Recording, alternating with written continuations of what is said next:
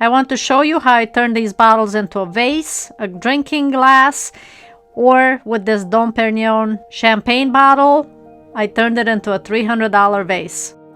I did all this using the Kinkajou bottle cutting tool. It's really easy to use, and I'll show you how.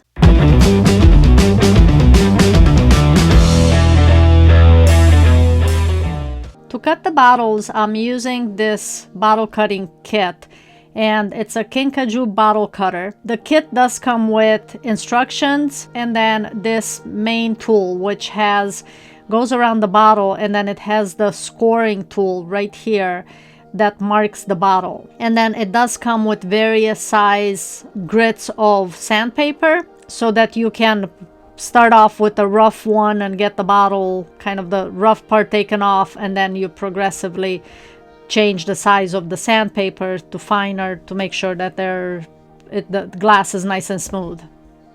And then the other part that it comes with are these rubber guards that go on the bottle, and I'll show you how these will work. Usually I will take the bottle and figure out where I want to cut it. If there's writing on it, like on this one, I usually try and cut it right above to make sure that the rest of it stays. I mean, you can obviously cut it wherever you want, but I'll usually like to include the writing in the final product.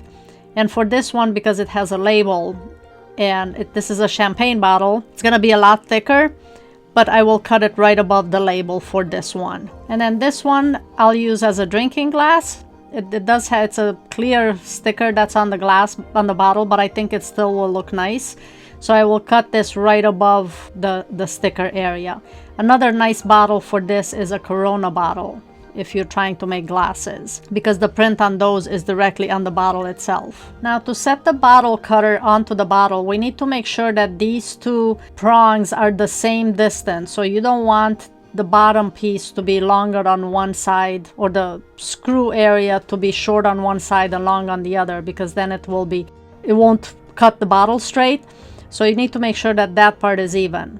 And then at this point, the scoring part of the mechanism needs to be away from the bottle. So as you can see, that's pulled away, and you tighten this to the point where it's going to the bottle will still move. You don't want it so tight on there that you can't turn the bottle in the gadget. Once you have it adjusted, then these lock into place, and then we release the scoring portion of it. And as you can see, the bottle still needs to be able to move within the bottle cutter.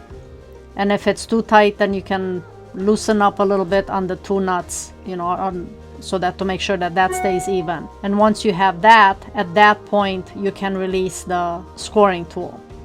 As you can see, the scoring tool just touches the glass. And with this, you want to go around the bottle just once. You don't want to go around more than, multiple rotations. You want to stick to one rotation.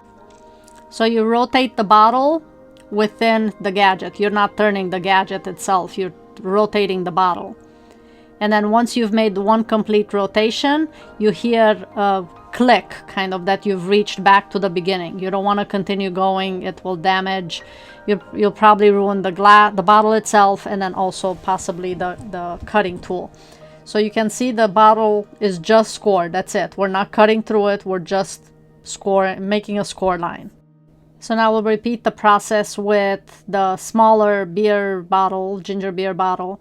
And for this, I just adjusted the bottle cutting tool so that it matches the bottle diameter. Same with the Dom Perignon bottle. Once the bottles are scored, then I need to put over these rubber guards. This will help channel the water right in between them. So adjust the rubber bands or the plastic bands around the bottle itself. And we want it just on one side and the other side of the score line, as close as possible.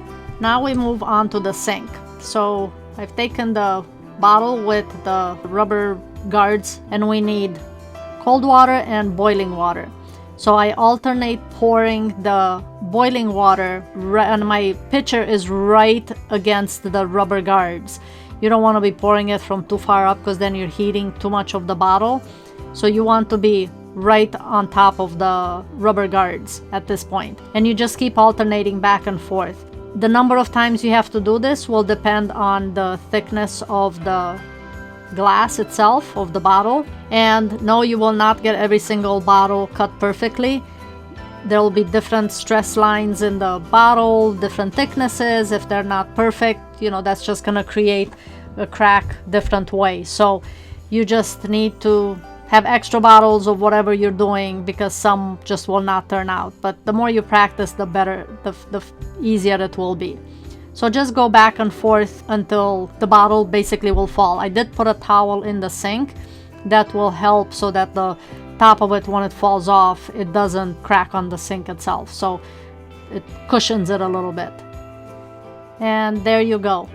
So sometimes it falls off. Sometimes if you just touch a little bit, it will release itself. It depends.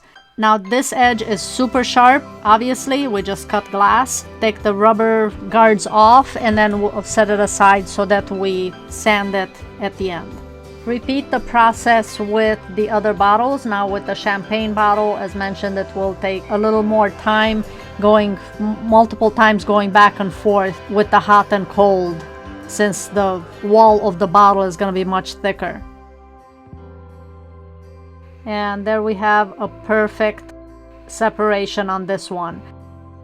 Probably because it's such an expensive bottle, the bottle itself is better quality, so there aren't the thinner areas in the wall of the bottle where it might crack odd. But there we have the two pieces. So I don't usually throw out the top piece. We can create some other projects with that, which I can do in a future video.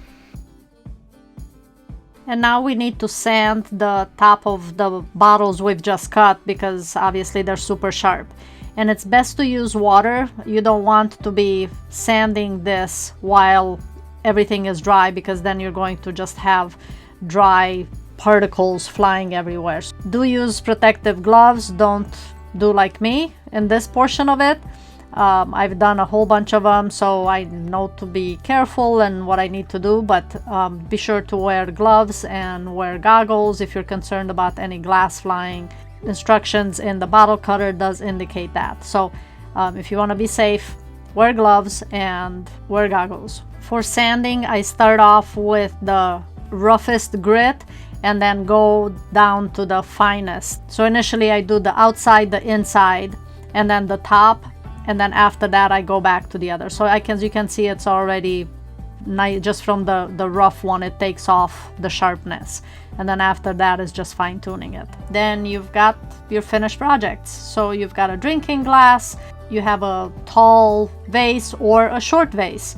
These also are great for candle holders. And another bottle that's really cool to do bottle cutting with is a gray Goose bottle, because it has a nice design in the background. So if you put a candle inside it, it just looks stunning. I just didn't have one to show you that. I hope you enjoyed this video. Be sure to click on that subscribe button below and share with your friends. If you have any questions, comment below. Thanks so much for watching, and I'll see you in the next project.